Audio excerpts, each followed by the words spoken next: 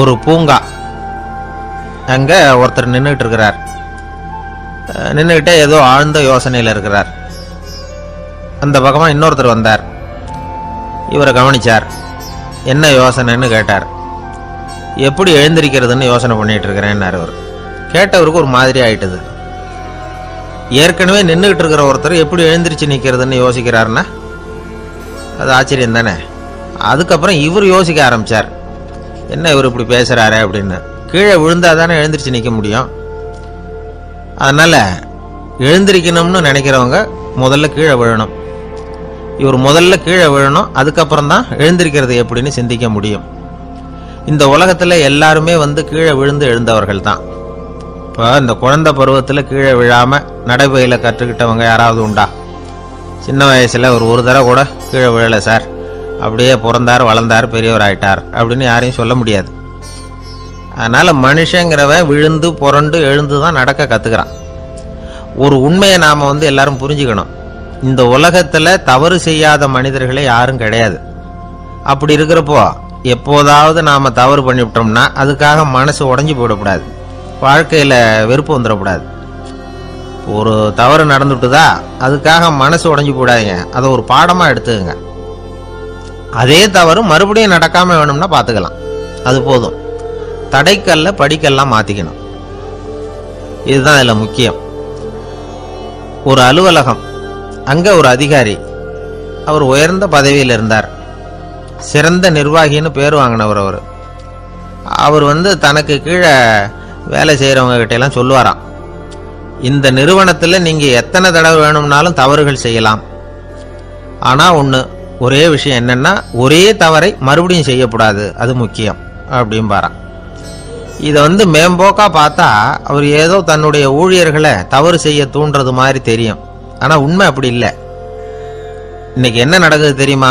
அநேகமாக எல்லா மனிதர்களுமே ஒரே தவறை தான் மறுபடியும் செய்கிறாங்க. விளையாட்டு வீரர்கள் ஒரே மாதிரியான தவறுகளை திரும்ப திரும்ப செய்கிறது உண்டு. கணக்கு எழுதுறவங்கள பாருங்க, ஒரே தப்பை மறுபடியும் செய்வாங்க. அலுவலகம் வருகிறவர்களை கவனிங்க, ஒரு நாள் தாமதமாக வந்தால் பரவாயில்ல, தினமும் தாமதமாக வருவாங்க. இது மாதிரி செய்த தவறையே திரும்ப திரும்ப செய்யறதுக்கு என்ன காரணம் அப்படின்னா சோம்பல், ஞாபக மறதி, கவனக்குறைவு, தன்னுடைய திறமை பேரில் அளவுக்கு மீறிய நம்பிக்கை, இப்படி இதில் ஏதாவது ஒரு காரணமாக இருக்கலாம் அப்படிங்கிறாங்க இது பற்றி ஆய்வு செய்கிற வல்லுநர்கள். ஒரு தடவை செஞ்ச தவிர மறுபடியும் செய்யறது இல்லைன்னு முடிவு செஞ்சுக்கிட்டு அதை செயல்படுத்த கற்றுக்கணும், அது போதும், வாழ்க்கை வெற்றிகரமாக அமையும் அப்படிங்கிறாங்க அந்த அனுபவசாலிகள். அதனால் வெற்றிகரமாக வாழ்க்கையில் நடைபோட விரும்பும் இளைஞர்கள் தவிர்க்க வேண்டியது என்னென்னா, முதல்ல சோம்பலை தவிருங்கள், சுறுசுறுப்பாக இயங்குங்கள் அப்படிங்கிறது அவங்க அறிவுரை. ரெண்டாவது ஞாபக மறதி, எந்த செயல்லையும் ஈடுபாடு வேணும், அக்கறை வேணும்.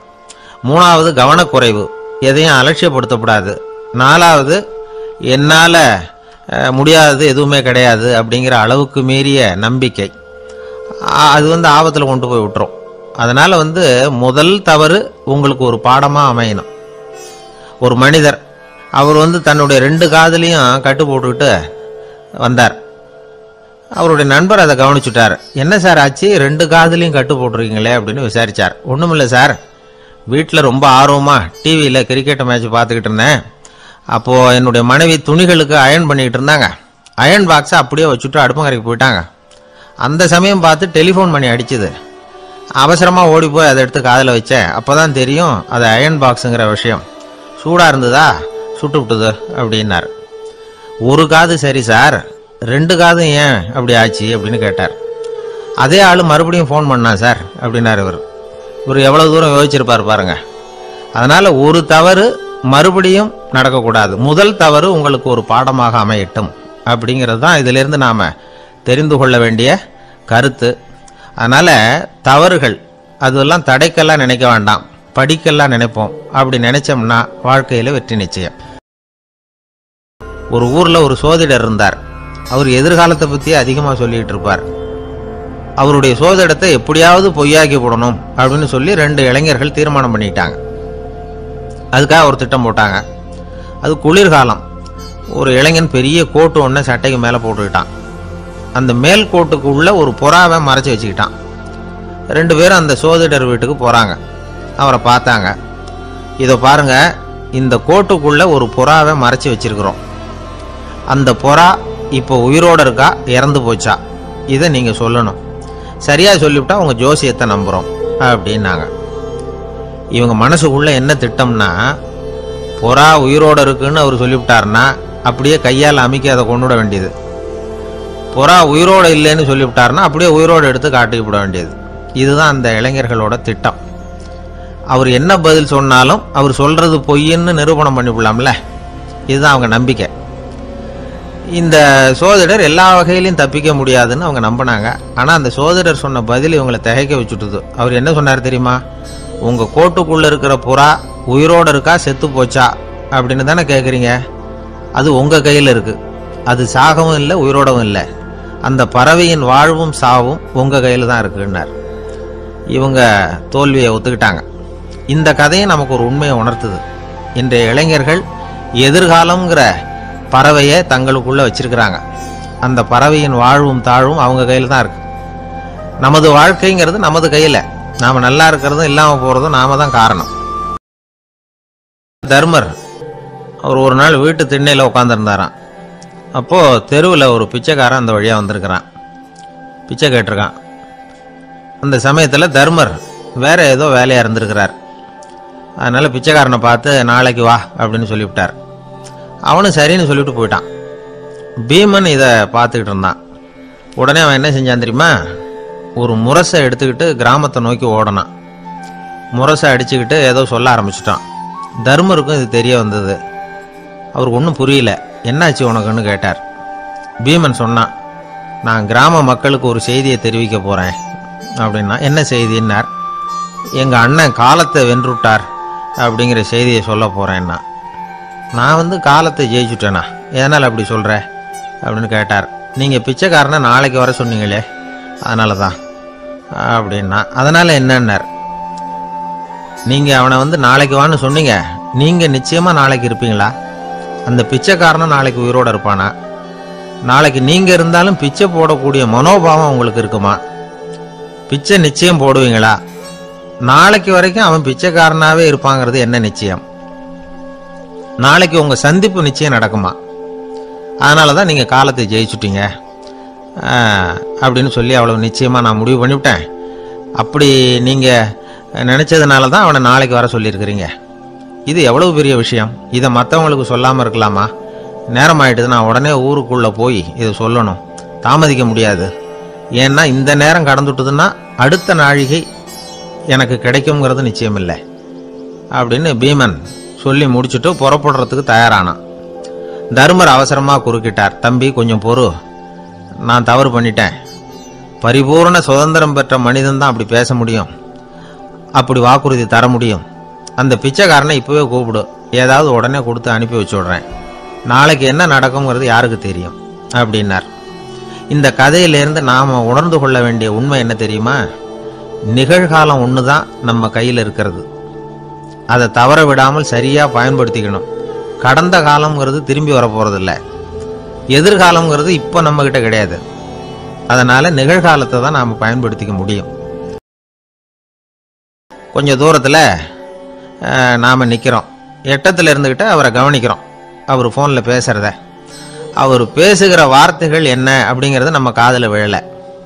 ஆனாலும் அவர் பேசிக்கிட்டு இருக்கிறது நல்ல செய்தியா கெட்ட செய்தியா அப்படிங்கிறத நம்மளால் யூகிக்க முடியும். மகிழ்ச்சியான செய்தியை பேசும்போது முகம் மலருது, புன்னகை பூக்குது.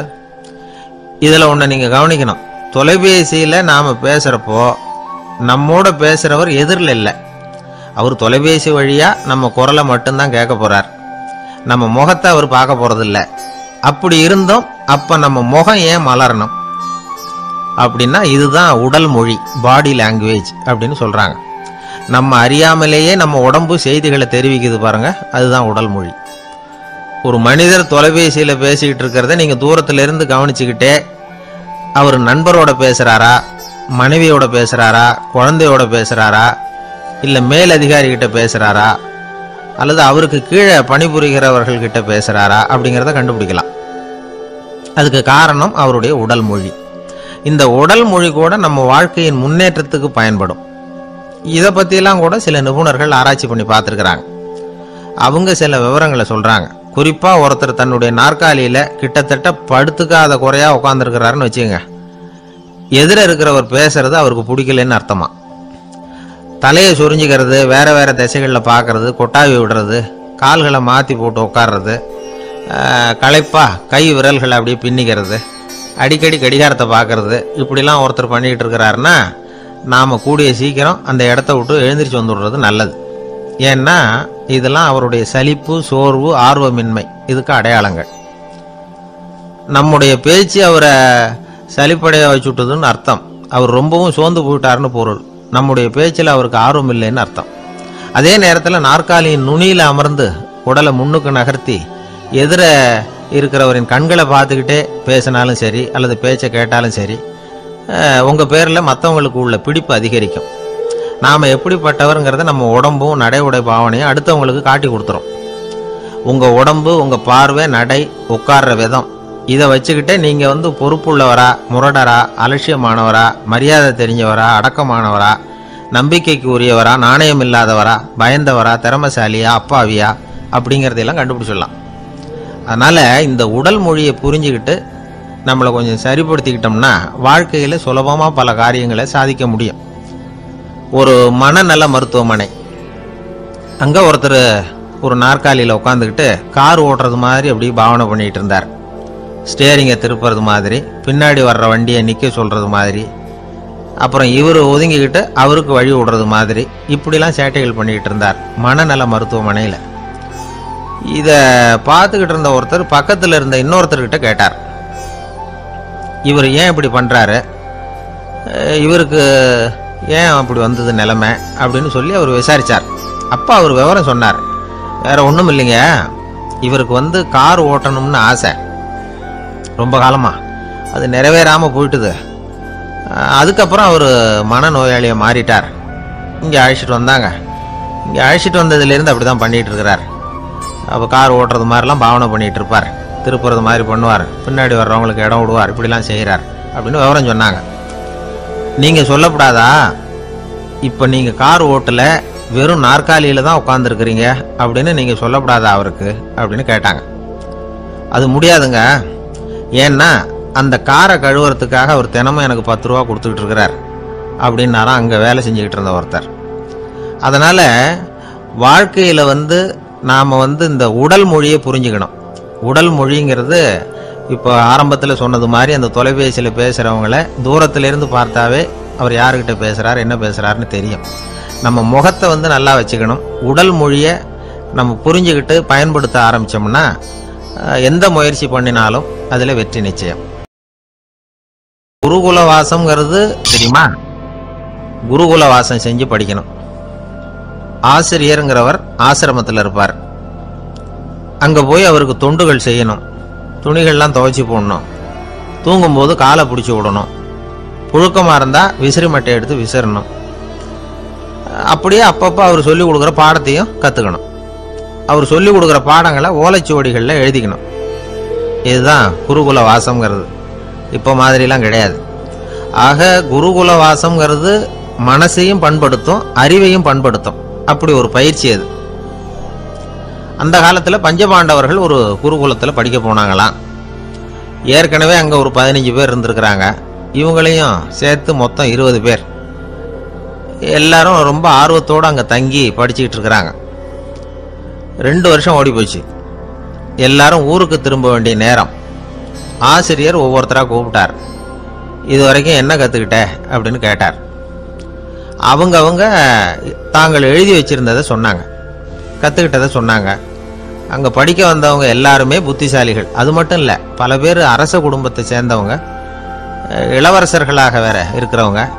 அதனால் அவங்கக்கிட்ட அபாரமான கல்வி அறிவை எதிர்பார்த்தார். ஒருத்தன் தான் எழுதி வச்சிருந்த சரித்திர பாடம் பூராவையும் படித்து காட்டினான். இன்னொருத்தன் தான் எழுதி வச்சிருந்த பூகோள பாடம் பூராவையும் படித்து காட்டினான். இப்படி ஒவ்வொருத்தராக அவங்க படித்தது என்னங்கிறத படித்து காட்டிவிட்டு போனாங்க. கடைசியாக தர்மர் வந்தார். பேசாமல் நிற்கிறார். தன் கையில் இருந்த ஓலைச்சுவடி கேட்டால் அவர் பிரிக்கவே இல்லை. ஆசிரியர் இவர்கிட்ட தான் அதிகமாக எதிர்பார்த்தார். ஆனால் இவரும் பேசாமல் நின்றுட்டு இருக்கிறார். நீ என்ன கற்றுக்கிட்ட சொல்லு, ஓலைச்சுவடியை பிரித்து படினார் அந்த முனிவர். தர்மர் அசையவே இல்லை. மெதுவாக சொன்னார், ஐயா, நான் கற்றுக்கிட்டது ஒன்றே ஒன்று தான், அதுதான் வாழ்க்கையில் எனக்கு ரொம்ப முக்கியமான பாடமாக அமையும் அப்படின்னார். என்னது, என்கிட்ட 2 வருஷ காலமாக படிச்சு விட்டு கடைசியில் கற்றுக்கிட்டது ஒன்றே ஒன்று தானா அப்படின்னார் முனிவர். அவருக்கு ஒன்றும் புரியல. மற்ற மாணவர்களை விட இவர் பண்புகளில் உயர்ந்தவர், அறிவில் சிறந்தவர், வயசில் முதிர்ந்தவர். இவரே இப்படி சொன்னால் மற்றவங்க நிலைமை என்னத்துக்கு ஆறுது, அவங்க ரொம்பவும் கெட்டு போயிடுவாங்களே அப்படின்னு அவர் யோசனை பண்ணார். தர்மா, நல்லா யோசனை பண்ணி பதில் சொல்லு. 2 வருஷமாக நீ கற்றுக்கிட்டது என்ன அப்படின்னு தானே நான் கேட்குறேன், அதை கொஞ்சம் யோசனை பண்ணி சொல்லுன்னார் முனிவர் கொஞ்சம் கோபமாக. தர்மர் முகத்தில் எந்த மாறுதலுமே இல்லை. இல்லையா, 2 வருஷமாக நான் கற்றுக்கிட்ட முக்கியமான பாடம் ஒன்றே ஒன்று தான்னார். இப்போ அந்த முனிவருக்கு கோபம் அதிகமாக வந்துடுது. ஏன்பா, உனக்கு வெக்கமா இல்லையா? உன்னை விட வயசில் குறைஞ்சவங்க எவ்வளவு பாடம் கற்றுக்கிட்டு இருக்கிறாங்க, எவ்வளவு விரிவாக அவங்க படித்து காட்டினாங்க. நீயும் கூட நிறைய குறித்து வச்சிருக்கிற போல இருக்க, அதை ஏன் பிரித்து படிக்கக்கூடாது அப்படின்னார். ஐயா, நான் சொல்கிறது உங்களுக்கு ஏமாற்றமாக இருந்தால் என்னை மன்னிக்கணும்.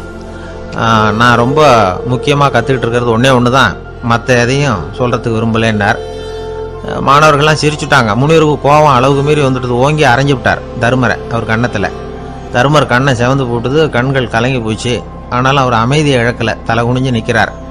இவருடைய புடிவாதம் முனிவருக்கு இன்னும் ஆத்திரத்தை உண்டாக்கி விட்டது. இன்னொரு கண்ணத்திலே அரைஞ்சார். எல்லாரும் பயந்து போய் அமைதியாக நின்றுட்டு இருக்கிறாங்க. முனிவர் கத்துறார், அப்படி நீ கற்றுக்கிட்ட அந்த முக்கியமான பாடம் தான் என்ன, அதையாவது சொல்லு அப்படின்னார். ஐயா, அதை மட்டும் ஒரு ஓலைச்சுவடியில் தனியாக குறித்து வச்சிருக்கிறேன், இந்தாங்க, இதை நீங்களே படித்து பாருங்கன்னார். தர்மர் ஓலைச்சுவடியை நீட்டினார். முனிவர் அதை வாங்கி பிரித்தார், சத்தம் போட்டு படித்தார். என்ன எழுதியிருக்காருன்னா, எப்படிப்பட்ட சோதனை ஏற்பட்டாலும் நிதானம் இழந்து கோபத்துக்கு ஆளாகக்கூடாது அப்படின்னு. இதான் அந்த ஓலைச்சுவடியில் அவர் எழுதி வச்சிருந்தது. அந்த ஒரு கணத்திலேயே முனிவரும் எல்லா மாணவர்களும் தர்மரை புரிஞ்சுக்கிட்டாங்களாம். அவர் கற்றுக்கிட்டது ஏட்டு சுரக்காய் இல்லை, வாழ்க்கையில் பயன்படக்கூடிய முக்கியமான அனுபவ பாடம். முனிவர் கண்களில் கண்ணீர். தர்மரை அன்போடு கட்டி தழுவிக்கிட்டார். அப்புறம் சொன்னார், தர்மா, என்னை மன்னிச்சிரு, நீ மாணவன் இல்லை, ஆசிரியன். நான் இதுவரைக்கும் தெரிஞ்சிக்காத அனுபவ பாடத்தை நீ இப்போ எனக்கு கற்றுக் கொடுத்துட்ட அப்படின்னு சொன்னாராம். அதனால் நிதானம் தவறக்கூடாதுங்கிறது ரொம்ப முக்கியமான ஒரு செய்தி. ஒரு ஆசிரியர் மாணவனை ஒரு கன்னத்தில் ஓங்கி அரைஞ்சுட்டார். இவன் நிதானம் தவறல, அமைதியாக நின்றுக்கிட்டு இருந்தான். அவர் ஒரு தடவை அரைஞ்சதும் எப்படி உன்னால் நிதானம் தவறாமல் இருக்க முடிஞ்சுது அப்படின்னு கேட்டாங்க நண்பர்கள். அவன் சொன்னான், நான் நிதானம் தவறி இருந்தா எங்கள் வாத்தியார் இன்னொரு கன்னத்துலேயும் அரைஞ்சிருப்பார், அது அதை விட பலமாக இருக்கும், அதனால தான் நான் அப்படி இருந்தேன் அப்படின்னு நானான். ஆக நாம் தெரிந்து கொள்ள வேண்டியது, வாழ்க்கையில் நிதானம் தவறாமல் இருக்க வேண்டும், அதுதான் வெற்றியின் ரகசியம். ஒரு நண்பர்கிட்ட பேசிக்கிட்டு இருந்தேன். அவருடைய உறவினர் ஒருத்தர் ஒரு நேர்முக தேர்வுக்கு போயிருந்தாராம், இன்டர்வியூக்கு. ரொம்பவும் பொறுப்பாகவும் கவனமாகவும் செயல்பட வேண்டிய பதவிக்கான நேர்காணல் அது. இவர் எழுத்து தேர்வில் ஏராளமான மதிப்பெண்கள் வாங்கிவிட்டார். அதனால் அதை பற்றி கவலை இல்லை. இப்போ நேர்முக தேர்வில் தேர்வு பெறணும். ஏராளமான சான்றிதழ்கள் வச்சிருந்தார். நேர்காணலில் கேட்கப்பட்ட எல்லா கேள்விகளுக்கும் சரியான பதில் தான் சொன்னார். இருந்தாலும் பாருங்க, அந்த நேர்முக தேர்வில் அவர் தேர்ந்தெடுக்கப்படலை. என்ன காரணம் அப்படின்னு பின்னாடி விசாரிச்சப்போ தான் விவரம் தெரிஞ்சுதான். அது என்ன ஆயிருக்குதுன்னா, அந்த நேர்காணலின் போது இவர் நடந்துகிட்ட முறையில் சில தவறுகள் நடந்து போச்சான். முக்கியமாக 2 தவறுகள். ஒன்று, அவங்க ஒரு கேள்வியை கேட்டு முடிக்கிறதுக்குள்ளேயே இவர் பதில் சொல்ல ஆரம்பிச்சுட்டாராம். 2வது என்னன்னா, இவர் நாற்காலியில் தாராளமாக இயல்பாக சாஞ்சி உட்காராம நாற்காலி முனையில் உட்காந்துருந்தாராம். இந்த 2 விதமான செயல்பாடுகளும் இவர் அவசரப்படுறவர், பதற்றப்படுறவர் அப்படிங்கிறதுக்கான அடையாளங்கள். அதாவது கேள்வியை கேட்டு முடிக்கிறதுக்குள்ளேயே முந்திக்கிட்டு பதில் சொல்கிறது. 2வது, நாற்காலியில் இயல்பாக தாராளமாக உட்காராம நாற்காலி முனையில் உட்கார்றது. பார்க்க போகிற வேலைக்கு அவசரம், பதற்றம் இது 2 இருக்கப்படாதான்.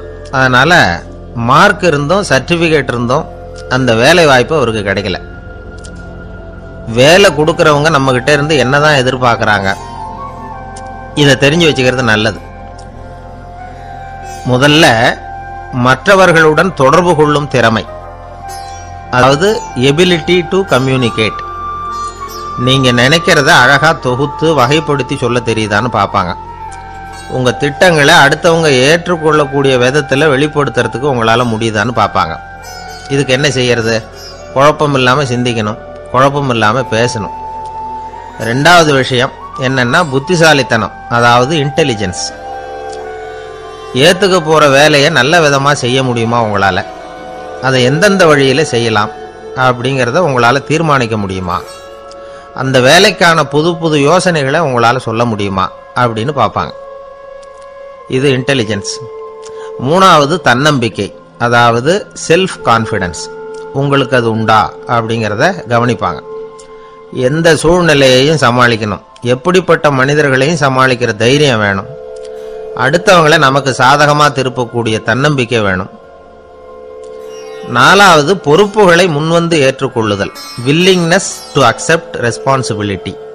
பொறுப்புகள்ல இருந்து நழுவி போக ஆசைப்படாம செஞ்சு முடிக்கணும். அஞ்சாவது முன் வருதல், இனிஷியேட்டிவ். வேலையோட முக்கியத்துவம் உணர்ந்து அதை ஏற்றுக்கிட்டு தகுந்த நடவடிக்கைகளை தயங்காமல் எடுக்கிறதுக்கு முன் வரணும். ஆறாவது என்னன்னு கேட்டிங்கன்னா தலைமைத்துவம், லீடர்ஷிப். 4 பேருக்கு தலைமை தாங்கி நல்ல விதத்தில் நடந்துக்க தெரியுதா? ஏழாவது கற்பனை திறன், இமேஜினேஷன். சில பிரச்சனைகள் வரக்கூடும் அப்படின்னு முன்கூட்டியே யூகிச்சு அதுக்கு தகுந்த மாதிரி நடவடிக்கை எடுக்கிற திறமை உண்டா அப்படிங்கிறத பார்ப்பாங்க. எட்டாவது என்னன்னா வளைந்து கொடுத்தல், ஃப்ளெக்சிபிலிட்டி. சூழ்நிலைக்கு தகுந்த மாதிரி, மாற்றங்களுக்கு தகுந்த மாதிரி அனுசரித்து நடந்துக்கிறதுக்கு தெரியுதா அவங்களுக்கு அப்படிங்கிறத கவனிப்பாங்க. அடுத்தது திறமைகளை வெளிக்கொணரும் திறமை, இன்டர்பர்சனல் ஸ்கில்ஸ். அடுத்தவங்க கிட்ட இருக்கிற திறமையை கண்டுபிடிச்சி அதை நல்ல விதத்தில் ஊக்கப்படுத்தி பயன்படுத்த தெரியுதா அப்படின்னு பார்ப்பாங்க. ஆறாவது சுய அறிவு, செல்ஃப் நாலேஜ். அடுத்தவங்க நம்மளை பற்றி என்ன நினைக்கிறாங்க அப்படிங்கிறத நம்மளால் புரிஞ்சிக்க முடியுதாங்கிறது முக்கியம். அடுத்தது போட்டி மனப்பான்மை, காம்படிட்டிவ்னஸ். அடுத்தவங்களை ஒப்பிட்டு பார்த்து அதை விட ஒரு படி மேலே வரணுங்கிற குணம் வேணும். இதுக்கு அடுத்தது என்னன்னா குறிக்கோளை வெல்லுதல், கோல் அச்சீவ்மெண்ட். குறிக்கோளை சவாலாக எடுத்துக்கிட்டு அதை அடையணும். அப்புறம் வேறுபட்ட திறமைகள், ஒகேஷனல் ஸ்கில்ஸ். பதவிக்கு வேண்டிய திறமைகள் தவிர மற்ற திறமைகள் எதுவும் உண்டாங்கிறது முக்கியம். நமக்கு வேலை கொடுக்கணும்னு நினைக்கிறவங்க நம்மகிட்ட இருந்து இவ்வளவும் எதிர்பார்ப்பாங்க. அதுக்கு தகுந்த மாதிரி நம்மளை நாமே தயார்படுத்திக்கணும். எனக்கு வேண்டப்பட்ட ஒருத்தர் ஒரு இன்டர்வியூவுக்கு போயிட்டு வந்தார், நேர்காணலுக்கு. எப்படி இருந்தது இன்டர்வியூன்னு விசாரித்தேன். நான் போனேன்.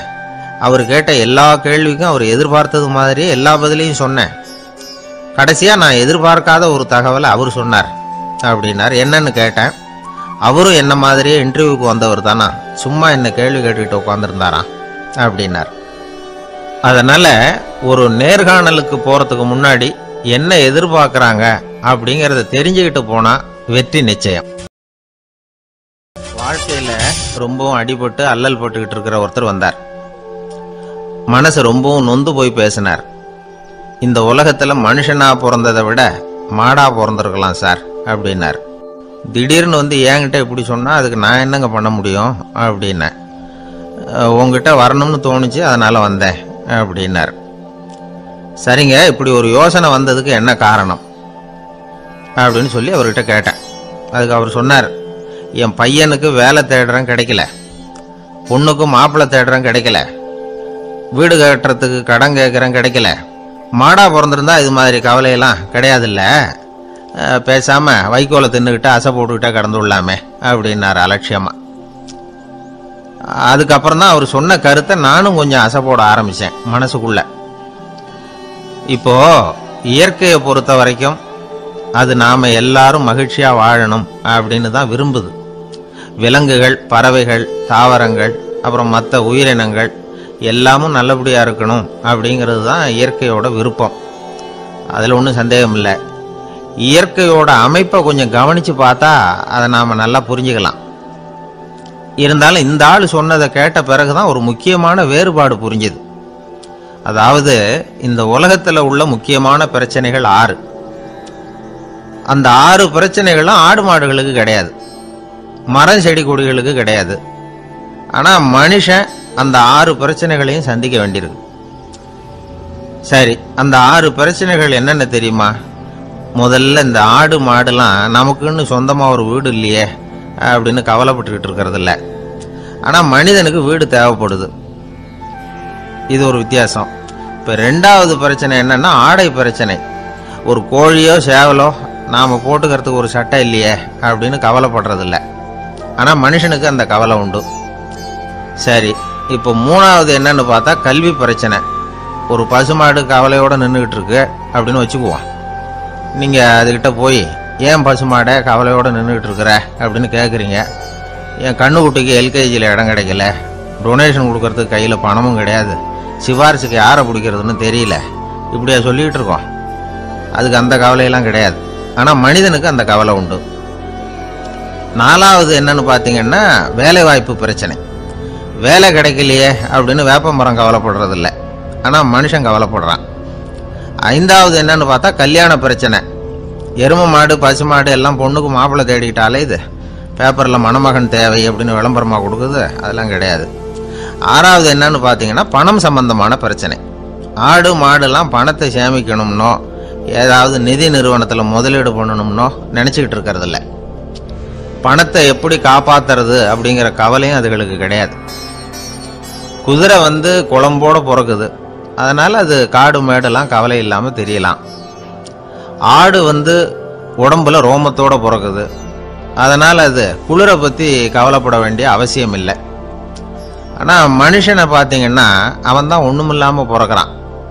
ஏன் இந்த பாகுபாடு அப்படின்னு கேட்டால் இதை பற்றி கொஞ்சம் சிந்திச்சு பார்க்கணும். அதாவது இந்த சந்தேகத்தை ஒரு பெரியவர்கிட்டையும் கேட்டேன், அவர் சொன்னார் இதுக்கு பதில். அவர் இதே கேள்வியை இயற்கை கிட்ட கேட்டாராம். இயற்கை பதில் சொல்லிச்சான், வேற யாருக்கும் கொடுக்காத ஒரு வலுவான கருவியை, ஒரு பவர்ஃபுல் வெப்பன் மனுஷனுக்கு கொடுத்துருக்கிறேன்னு, அந்த கருவியை உபயோகப்படுத்தி அந்த 6 பிரச்சனையை மட்டும் இல்லை 6 கோடி பிரச்சனைகள் இருந்தாலும் அதையெல்லாம் சமாளிக்கலாம். அது கருவி என்ன தெரியுமா? அதுதான் 6வது அறிவு. அதை உபயோகப்படுத்தினா காலுக்கு செருப்பு தயார் பண்ணிக்கலாம், குளிருக்கு போர்வை தயார் பண்ணிக்கலாம், என்ன வேணும்னாலும் செய்யலாம் அப்படின்னு இயற்கை பதில் சொல்லிச்சான். அதனால் நாம் செய்ய வேண்டியது என்னன்னா இயற்கையை முதல்ல சரியாக புரிஞ்சுக்கணும். இயற்கையின் படைப்பையே நாம் சரியாக புரிஞ்சுக்கிறது இல்லையே, அதுதான் வேதனை. இந்த கதையை கேளுங்க. இப்போ நகரத்திலேருந்து ஒரு ஆள் கிராமத்துக்கு வந்தான். அங்கே ஒரு சிறுவன் மாடு மேய்ச்சிக்கிட்டு இருந்தான். நகரத்து ஆள் சொன்ன, எவ்வளோ அழகான பசு, அது சரி இதுக்கெல்லாம் ஏன் கொம்பு இல்லைன்னா. இதுக்கு அந்த பையன் பதில் சொன்னான், பசுமாட்டுக்கு கொம்பு இல்லாததுக்கு பல காரணங்கள் உண்டு. கண்ணுக்குட்டியாக இருந்தால் கொம்பு இருக்காது, பசு வளர்ந்து பெருசானதுக்கு அப்புறம் தான் கொம்பு முளைக்கும், இது ஒரு காரணம். சில சமயம் வளர்கிற கொம்பு எடுத்து விடுறது உண்டு, அது ஒரு காரணம். ஆனால் இதுக்கு ஏன் கொம்பு இல்லைன்னு கேட்குறீங்க. அதுக்கு என்ன காரணம்னா இது பசு இல்லை குதிரை அப்படின்னானா. பிரிட்டிஷ் ஆட்சி நடந்துகிட்டு இருந்த காலம் 1920களின் கடைசி. அப்போ நடந்த ஒரு உண்மை நிகழ்ச்சி இது. ஒரு கல்யாண மாப்பிள்ளை ரயிலில் இறங்க போறார். அவரை வரவேற்க ஒரு ராஜ குடும்பமே காத்துக்கிட்டு இருக்குது. மங்களூர்லேருந்து இறங்குற அந்த மாப்பிள்ளை யார் தெரியுமா? ஒரு நாய். உண்மைதான், அந்த நாய்க்கு தான் கல்யாணம். சுதேசி சமஸ்தானத்து மன்னர்களில் ஒருத்தர் ஜூனாகட் மகாராஜா. அவரோட வளர்ப்பு நாய் ரோஷனாரா. அதுக்கு கல்யாணம் பண்ணி வைக்கணும்னு ஆசைப்பட்டார். மாப்பிள்ளை தேடினார். மங்களூர் மகாராஜாவோட வளர்ப்பு நாய் ஒன்று இருந்தது, பேரு பாபி. இது ரெண்டுக்கும் கல்யாணம் நடத்த முடிவு பண்ணார். திருமணத்துக்கு வேண்டிய எல்லா ஏற்பாடுகளையும் பண்ணுங்க அப்படின்னு உத்தரவு போட்டார். ஆயிரக்கணக்கான அழைப்புதழ்கள், பல சமஸ்தான மன்னர்கள், ஜமீன்தார்கள், பிரிட்டிஷ் அதிகாரிகள், பெரிய பணக்காரங்க, இப்படி நிறைய பேருக்கு அழைப்புதழ்கள் அனுப்பி வச்சாங்க. பத்திரிகையை பார்த்தவங்கெல்லாம் திகைச்சு போயிட்டாங்களாம். இருந்தாலும் என்ன பண்ணுறது, ராஜாவே அழைக்கிறார், போகாமல் இருக்க முடியுமா? அந்த சமயத்தில் நாட்டின் கவர்னர் ஜெனரலாக இருந்தவர் இர்வின் பிரபு, அவருக்கும் ஒரு பத்திரிகை போயிருக்குது. வாங்கி பார்த்ததும் அவருக்கு பயங்கர எரிச்சல். உடனே குப்பை தொட்டியில் போட்டுவிட்டாராம். மாட்சிமை தங்கிய பிரிட்டன் சக்கரவர்த்தியின் பிரதிநிதியான தன்னை கேவலம் ஒரு நாயின் திருமணத்துக்காக அழைக்கிறதா அப்படின்னு அவருக்கு ஆத்திரம். இருந்தாலும் கல்யாணம் பிரமாதமாக நடந்துதான். கல்யாணத்தன்னைக்கு பொண்ணுக்கு ஸ்பெஷல் குளியல், தண்ணீருக்கு பதிலாக வாசனை திரவியங்கள், பன்னீர், குளிச்சதுக்கு அப்புறம் அலங்காரம், வைர மாலை, முத்து மாலை, ஏகப்பட்ட அலங்காரம். மாப்பிள்ளையை அழைக்கிறதுக்கு ரயில்வே ஸ்டேஷனில் ராஜ குடும்பமே காத்துக்கிட்டு இருக்குது. அவங்களோட வளர்ப்பு நாய்கள் 250. அத்தனை நாய்களுக்கும் பட்டு துணி போத்தி இருக்குது, முத்து வடங்கள் அணிவிச்சிருக்கிறாங்க. எல்லாம் ராஜ நாய்கள். அதுகளையும் வீதியில் நடக்க விடலையாம். அதுகளை சுமந்துக்கிட்டு போக அலங்கரிக்கப்பட்ட யானைகள் காத்துக்கிட்டு இருக்குதான். மாப்பிள்ளைக்கு வரவேற்பு எப்படி தெரியுமா? அது நடந்து வர்ற பாதை பூரா ரத்தன கம்பளம் விரிச்சிருக்குது. 2 பக்கமும் ராஜாங்க அதிகாரிகள் கைகட்டி நிற்கிறாங்க. அரசு படை வீரர்கள் அணிவகுப்பு மரியாதை செலுத்துகிறாங்க. அந்த நாய் ராஜ மரியாதையோடு நடந்து வருது, நகையெல்லாம் போட்டுக்கிட்டு வருது. திருமண மண்டபத்துக்கு வந்து சேருது. அங்கே கல்யாணம் அமோகமாக நடக்குது. இந்த திருமணத்தை முன்னிட்டு அந்த ஜூனாகட் சமஸ்தானத்துக்கு 3 நாள் விடுமுறை வேற. கல்யாணத்துக்கு வந்திருந்தவங்களுக்கெல்லாம் ஏக தடபுடலாக விருந்து, நாட்டியம் எல்லாம் பிரமாதமாக நடந்து தான். இந்த கல்யாணத்தில் கலந்துக்க வந்திருந்த மற்ற சமஸ்தானத்து மன்னர்கள், திவான்கள், அரச குடும்பத்தினர், இப்படி அவங்க 700 பேராம். அவங்க வந்து போகிறதுக்காக விசேஷ ரயில்கள்லாம் வேற விட்டுருக்காங்க. கல்யாணம் முடிஞ்சதும் அந்த நாய் தம்பதிகளோட பெரிய பெரிய மன்னர்கள்லாம் ஒன்றா உட்காந்து சாப்பிட்டாங்களாம். ஏர் கண்டிஷன் அறையில் அந்த தம்பதிகள் கொஞ்ச காலம் வாழ்ந்துருக்குறாங்க. கொஞ்ச நாளில் மாப்பிள்ளைக்கு மரியாதை குறைய ஆரம்பிச்சுட்டுது. வெளியில் துரத்தி விட்டாங்களாம். அந்த பெண் நாய் மட்டும் ராஜ போகங்களை அனுபவித்து வந்து தான். இந்த கல்யாணத்தை பார்த்துட்டு தொடர்ந்து மற்ற சமஸ்தானத்து மன்னர்களும் நாய் திருமணங்கள் நடத்த ஆரம்பிச்சுட்டாங்களாம். இது உண்மையில் நடந்திருக்குது. இப்படி அது இருக்கட்டும். இப்போ நம்ம கதைக்கு வருவோம். ஒரு ராஜாவுக்கு ரொம்ப நாள் கழித்து ஒரு குழந்தை பிறந்து தான். அரண்மனை ஜோசியரை கூப்பிட்டுருக்கார் ராஜா. ஜோசியரே, என் மகன் வருங்காலத்தில் சிறந்த வாழ் வீரனாக வரணும்னு ஆசைப்படுறேன், வருவானாங்கிறத கொஞ்சம் பார்த்து சொல்லுங்களேன் அப்படின்னாராம். ஜோசியர் சொன்னார், மன்னா, உங்கள் புள்ள வாழ் வீரனாக வர்றது கஷ்டம். ஆனால் அவரும் உங்களை மாதிரியே நாய்க்குட்டிகள் பேரில் பிரியமாக இருப்பார், அதுகளுக்கு கல்யாணமும் பண்ணி வைப்பார் அப்படின்னாராம். அது எப்படி கண்டுபிடிச்சிங்க அப்படின்னு கேட்டிருக்கார் ராஜா. அரசே, உங்கள் பிள்ளைக்கு வாழ் மேலே உள்ள பிரியத்தை காட்டிலும் நாய் மேலே உள்ள பிரியம் அதிகம்ங்கிறதுக்கான அறிகுறி இப்போவே தெரியுது. நல்லா கவனித்து பாருங்க. அவர் வாழ்ன்னு கத்துறாரு அப்படின்னாரு. கவனித்து பார்த்துட்டு அப்படி எனக்கு காதில் விழலையே அப்படின்னாராம் மன்னர். அதனால தான் சொன்னேன், அவர் கத்துறது வாழ்ன்னு கத்தலை, வள்ளுன்னு கத்திக்கிட்டு இருக்கார், அதனால தான் அப்படி சொன்னேன் அப்படின்னாராம் அரண்மனை ஜோசியர். அங்கே ஒரு புதர் தெரியுது இல்லையா? இந்த புதருக்குள்ளே ஒரு சிங்கம் இருக்கு. அந்த பக்கமாக நான் போகிறப்போ வர்றப்போலாம் அது என்கிட்ட ஒம்பு வளர்க்குது, தகராறு செய்யுது, என் மேலே பாயுது, என்னை தாக்குது, ஏன்னு தெரியல அப்படின்னுது. இதை கேட்டதும் அந்த குரங்கு சொல்லிச்சு, இனிமேல் கவலைப்படாத, இந்த தடவை நான் உன்னை காப்பாற்றுறேன்னுது. அதுக்கப்புறம் ஒரு நாள் அந்த குரங்கும் கழுதியும் அந்த புதர் பக்கமாக போய்கிட்டு இருந்தாங்க. எதிர்பார்த்தது மாதிரியே நடந்தது. இந்த சிங்கம் எதிரில் வந்தது, கழுதியை பார்த்தது, உடனே அது மேலே பாய ஆரம்பிச்சுட்டுது. அவ்வளவுதான். உடனே இந்த குரங்கு என்ன பண்ணிச்சு தெரியுமா? கிடுகிடுன்னு ஒரு மரத்து மேலே ஏறி உட்காந்துக்கிட்டது. அங்கே உட்காந்துக்கிட்டு கீழே அந்த கழுதியும் சிங்கமும் போடுற சண்டையை வேடிக்கை பார்க்க ஆரம்பிச்சுட்டுது. கொஞ்ச நேரம் கழித்து அடிபட்ட காயத்தோடு அந்த கழுதை மெதுவாக நடந்து வந்தது. குரங்கும் மெல்ல மரத்தை விட்டு கீழே இறங்கிச்சு. இப்போ கழுதை கேட்டுது, என்னை காப்பாத்துறேன்னு சொல்லிவிட்டு காலை வாரி விட்டுட்டியே, நீ பாட்டுக்கு மரத்து மேலே ஏறி உட்காந்துக்கிட்டே, அது நியாயமானது. குரங்கு பரிதாபமாக அதை பார்த்துது. நான் மரத்து மேலே இருந்து நீங்கள் 2 பேரும் சண்டை போட்டதை பார்த்துக்கிட்டு தான் இருந்தேன். உன்னோட சத்தம் தான் அதிகமாக இருந்தது, அது நீ சிரிக்கிற மாதிரி எனக்கு கேட்டுது, அதனால் நீ தான் ஜெயிச்சுக்கிட்டு இருக்க போல இருக்கு அப்படின்னு நினச்சிவிட்டேன்னு. இன்றைக்கி பல பேர் இப்படி தான் இருக்கிறாங்களாம். யார் ஜெயிக்கிறாங்க யார் தோக்குறாங்கங்கிறத முகத்தை பார்த்து கூட கண்டுபிடிக்க முடியறதில்ல, பேசுகிற பேச்சை வச்சு கூட கண்டுபிடிக்க முடியறதில்ல. தோற்கிறவங்க கூட சிரிக்கிற மாதிரி முகத்தை வச்சுக்கிறான். இன்றைய மனிதர்கள்கிட்ட ஏகப்பட்ட முரண்பாடுகள்.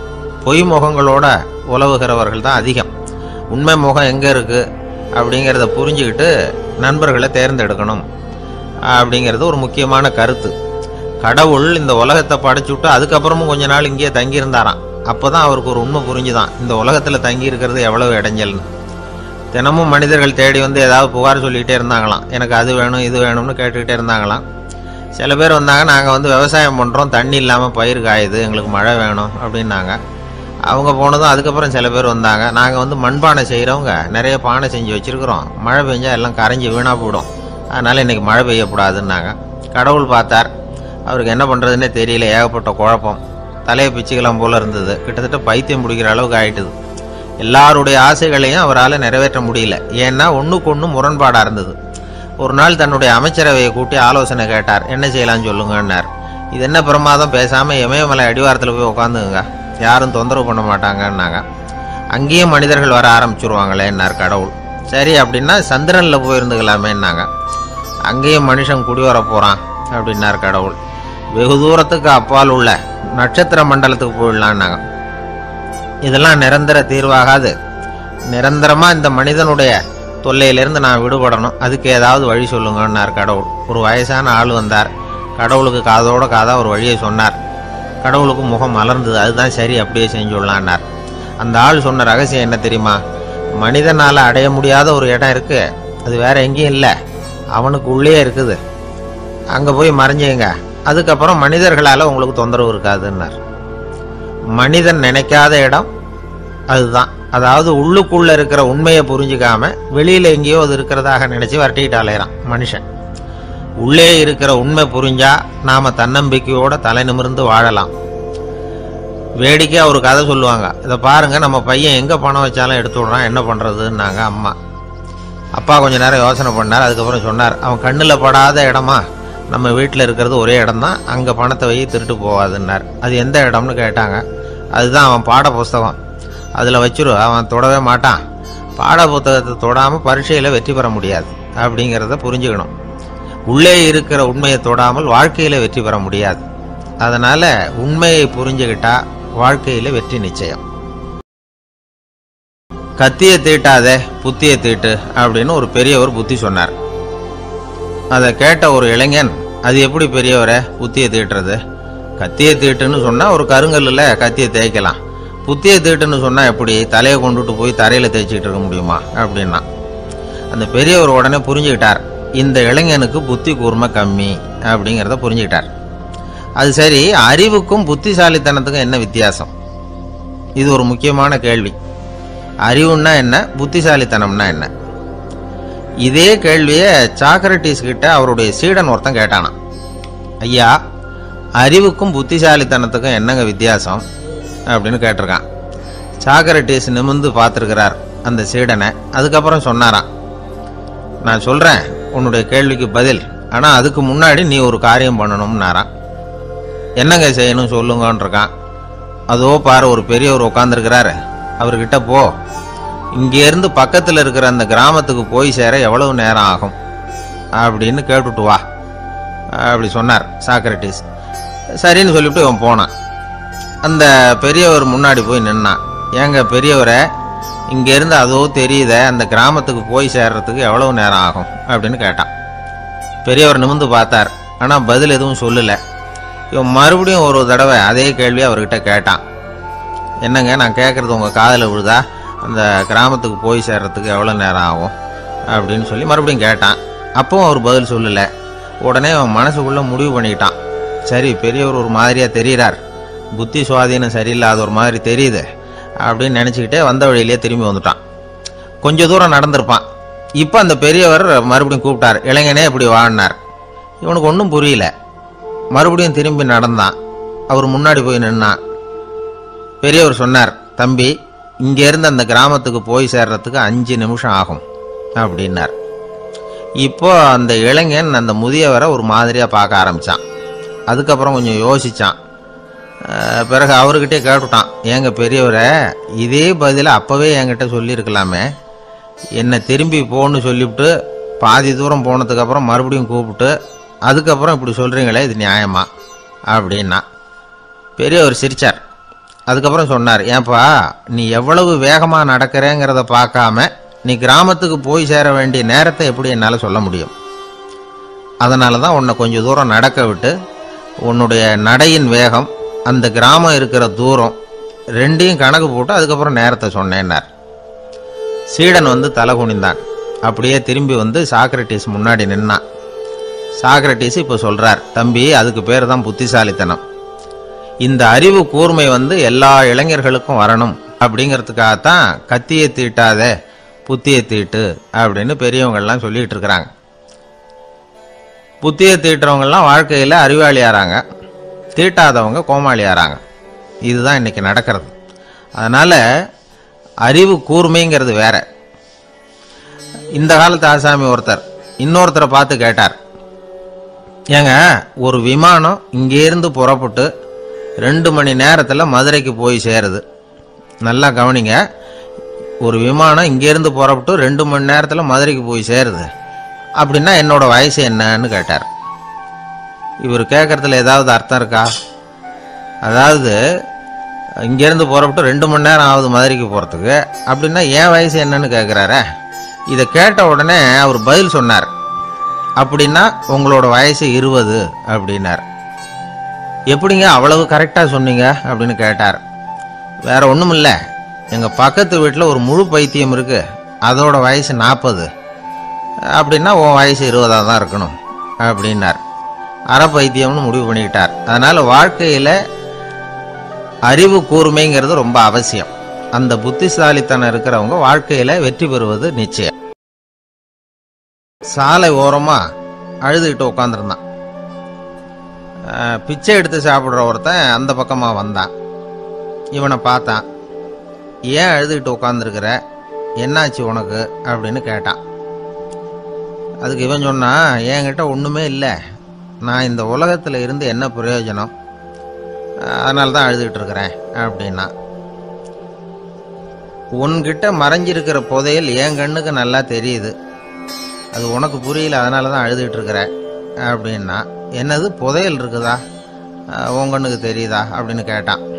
ஆமாம் எனக்கு தெரியுது, அந்த புதையலை நீ விற்கிறதுக்கு தயாராக இருக்கிறியா அப்படின்னு கேட்டான் இவன். இதை கேட்டதும் அந்த இளைஞனுக்கு ரொம்ப ஆச்சரியமாக போச்சு. என்னது இப்படி கேட்குறானே அப்படின்னு. என்கிட்ட ஒரு காசு கூட இல்லையே, அப்படி இருக்கிறப்போ புதையல் எங்கேருந்து வந்தது அப்படின்னா. இந்த நேரத்தில் அந்த பிச்சைக்காரன் சிரித்தான். இப்படி தான் இந்த உலகத்தில் எல்லாரும் சொல்லிகிட்டு இருக்கிறாங்க, என்கிட்ட ஒன்றுமே இல்லை ஒன்றுமே இல்லைன்னு சொல்லி.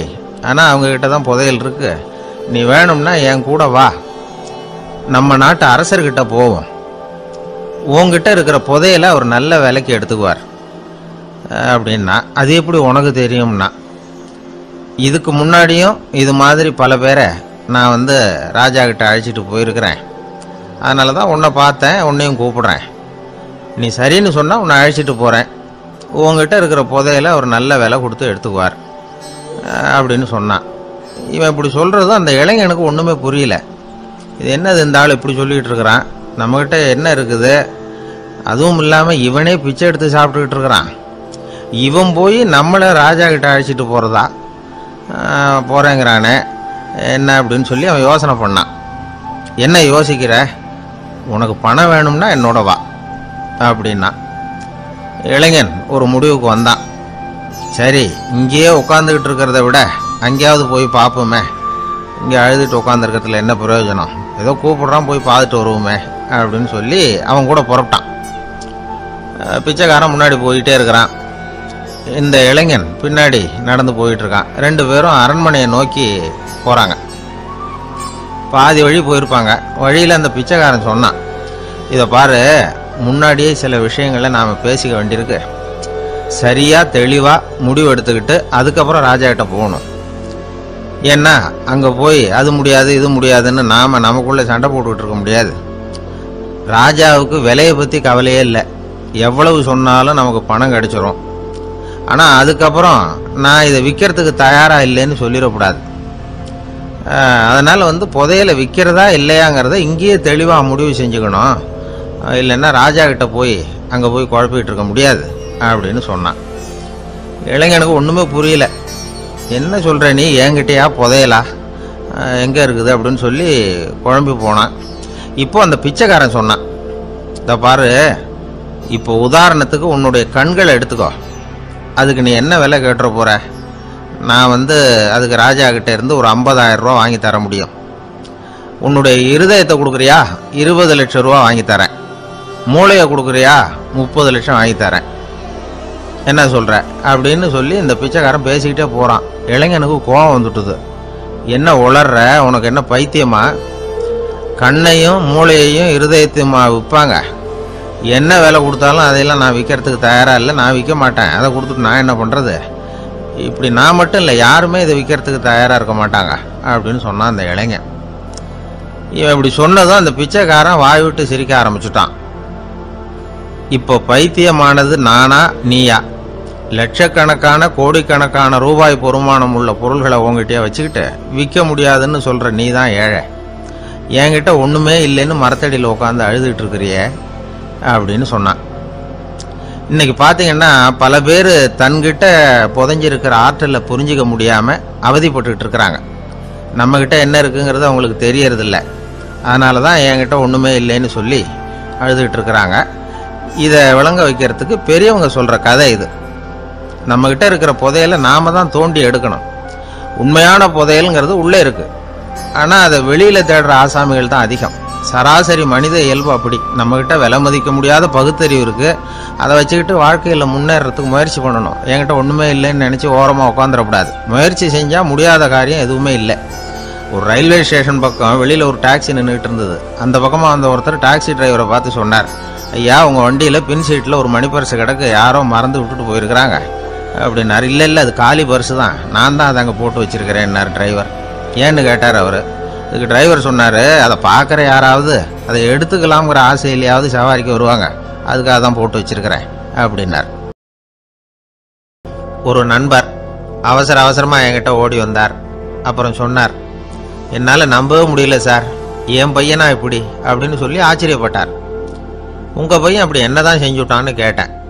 என்னால் முடியாத ஒரு காரியத்தை அவன் சுலபமாக செஞ்சுட்டான் சார் அப்படின்னார். அது என்ன, உங்களால் முடியாத காரியத்தை அவன் செஞ்சுட்டாங்கிறீங்க, அது என்ன காரியம்னு தான் சொல்லுங்களேன். என்ன, 5ஆம் வகுப்பில் அவன் ஒரே தடவையில் பாஸ் ஆகிட்டான் சார், அதாவது ஒரே அட்டம்ப்டில் பாஸ் ஆகிருக்கிறான் அப்படின்னார். மூச்சு வாங்க. கஷ்டப்பட்டு பரீட்சை எழுதினவன் அவன், இவருக்கு மூச்சு வாங்குது. நம்மால் செய்ய முடியாத ஒரு காரியத்தை இன்னொருத்தர் செய்யும் போது அது நமக்கு ஆச்சரியமா தெரியுது. இப்போ சர்க்கஸ் பார்க்குறோம், அங்கே ஒருத்தர் அந்த இடத்துல தொங்குறார். அதை பார்க்குறப்போ அது நமக்கு ஆச்சரியமா தெரியுது. ஏன்னா அது மாதிரி அந்த இடத்துல தொங்குறதுங்கிறது நம்மால் முடியாத காரியம். நம்மால் முடியாத ஒன்றை அடுத்த ஒருத்தர் ரொம்ப சுலபமாக செய்கிறப்போ நாம் மருள்வது இயற்கை. இதைத்தான் தொல்காப்பியம் மருட்கை அப்படின்னு சொல்லுது. இந்த வியப்பு இருக்குதே, இது 4 வகையில் ஏற்படுதான். அதையும் தொல்காப்பியம் தான் சொல்லுது. அது என்ன 4 வகை அப்படின்னா, முதல் வகை எப்படின்னா புதுமையான அரிய செயல்களை செய்வது. 2வது வகை என்னன்னா பெரிய செயல்களை செய்யறது. 3வது வகை எப்படின்னா மிக நுட்பமான செயல்களை செய்யறது. 4வது வகை ஆக்கம் தரும் செயல்களை செய்யறது. புதுமை, பெருமை, சிறுமை, ஆக்கமோடு மதினம் சாலா மருட்கை 4 அப்படிங்கிறது தொல்காப்பியம். இன்னைக்கு விஞ்ஞானம் புதுசா எதையோ கண்டுபிடிச்சிக்கிட்டு இருக்குது. அந்த கண்டுபிடிப்புகளை எல்லாம் பார்க்குறப்போ ஆரம்பத்தில் ஆச்சரியமா இருக்கு, அதுக்கப்புறம் நமக்கு பழகி போடுது. இப்போ வானொலி பெட்டி புதுசாக வந்தப்போ அதை சுற்றி எவ்வளவு கும்பல், ஒரு பெட்டி பேசுது அப்படிங்கிறது எவ்வளவு வியப்புக்குரிய விஷயம். இப்போ யாரும் வானொலி பெட்டியை ரொம்ப ஆச்சரியத்தோட பார்க்கறது இல்லை. வச்சிருந்தாதான் ஆச்சரியமா பார்ப்பாங்க சில பேர். இந்த காலத்தில் இப்படி வச்சிருக்கிறாரேன்னு சொல்லி மாறா அதை அலட்சியமாகவும் பார்க்க ஆரம்பிச்சுட்டாங்க. மதினம் சாலா மருட்கை அப்படின்னு ஒரு சொற்றொடர் வருது பாருங்க, அதுல கருத்தாழம் உண்டு. எதை பத்தியும் போதுமான அளவு புரிஞ்சிக்காதப்போ ஒருத்தர் ஆச்சரியப்படுறார். புரிஞ்சுக்கிட்டதுக்கு அப்புறம் ஆச்சரியம் மறைஞ்சு போடுது. மிக நுட்பமான செயல்களும் நம்மளை ஆச்சரியப்பட வைக்குது. ஒரு அரிசியில ஒரு திருக்குறள் எழுதி காட்டுறாங்க, ஒரு முட்டை ஓட்டுக்குள்ள ஓவியம் தீட்டி காட்டுறாங்க. கருங்கல் சிற்பங்கள்ல எவ்வளவு நுட்பமான வேலைப்பாடுகள், அதையெல்லாம் பார்த்து ஆச்சரியப்படுறோம். இது மாதிரியே ஆக்கப்பூர்வமான செயல்களும் நம்மளை வியப்பில் ஆழ்த்தும். குப்பை கூலங்களை கூட வாழ்க்கைக்கு பயன்படுகிற பொருளா மாற்றுகிறவர்கள் இருக்கிறாங்க. அவங்களுடைய செயல் நமக்கு ஆச்சரியத்தை தருது. இடைக்காட்டு சித்தர்னு ஒருத்தர் இருந்தார். அவர் பாடிய 30 நூல்ல ஒரு பாட்டு வருது. ஆற்றல் பிறர் அறிதலின் ஆகம் கிளர்வு உறுதலின் கற்று அறிபாணர் கெழுமிய கோடலின் தோற்றம் உருகவே போற்றல் சால் வியப்பே. ஒருத்தருடைய ஆற்றல் தெரியாமல் இருந்தது, அவருடைய அரிய செயல்களை பார்க்கும் பொழுது வியப்பா இருந்தது, மனசுக்குள்ள கிளர்ச்சி. பாவலர்கள் இவர்கள் புகழப்பாடி மற்றவர்களும் தெரிந்து கொள்ளுமாறு செய்கிறார்கள். ஆக எல்லா வகையிலுமே மக்கள் தங்களுடைய வாழ்க்கையில முன்னேறுவதற்கு வழிகாட்டுகிற ஒரு மெய்ப்பாடு தான் வியப்புங்கிறது. இன்னைக்கு இளைஞர்கள் இதை நல்லா புரிஞ்சுக்கணும். ஆச்சரியப்படுங்கள், ஆச்சரியப்பட வைப்பீர்கள். இந்த காலத்துல நம்ம எப்படி எல்லாமோ ஆச்சரியப்பட வைக்கிற அதிசய மனிதர்கள் இருக்கிறாங்க. ஒரு ஆளை பிடிச்சி ஜெயிலுக்கு கொண்டுட்டு வந்தாங்க. சிறை அதிகாரி அவனை ரொம்பவும் ஆச்சரியமா பார்த்தார். இவன் கேட்டான், ஏன் சார் அப்படி பார்க்குறீங்க, நான் இப்போ இங்கே வந்தது உங்களுக்கு ஆச்சரியமா இருக்கா அப்படின்னு கேட்டான். இதுக்கு சிறை அதிகாரி சொன்னார், நீ இப்போ இங்கே வந்ததில் எனக்கு ஒன்றும் ஆச்சரியம் இல்லைப்பா, ஏற்கனவே நீ இங்கேருந்து விடுதலை ஆகி போய் 6 மாதம் ஆச்சு, இவ்வளவு லேட்டாக திரும்பி வர்றியா, அதுதான் எனக்கு ஆச்சரியம் அப்படின்னாராம். இது ஒரு வகையான ஆச்சரியம். ஆனால் வாழ்க்கையில் வியப்புங்கிறது ஒரு தேவைப்படுகிற மெய்ப்பாடு. ஆச்சரியப்படுவோம், ஆச்சரியப்பட வைப்போம். அப்படி இந்த உண்மையை புரிந்து கொண்டோம்னா நம்ம வாழ்க்கையில வெற்றி நிச்சயம்.